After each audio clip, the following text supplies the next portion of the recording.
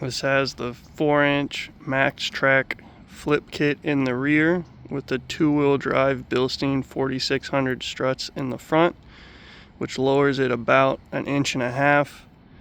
I looked everywhere on YouTube and online for videos for seeing if the flip kit in the rear would actually match the front or if it would sit too low.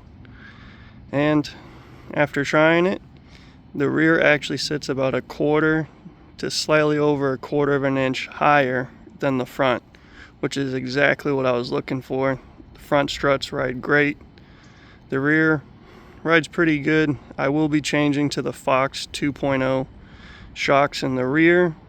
Currently it has the 4600 in the rear. The guy that did the install said that the shocks are kind of maxed out right now, so we're going to have to end up putting on the Fox 2.0, which seems to be what everyone runs on these and should also help the ride a little bit.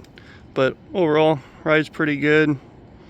Don't have any complaints, relatively inexpensive, and being able to just do the struts in the front, even if you could find just stock 2-wheel drive struts that work just fine.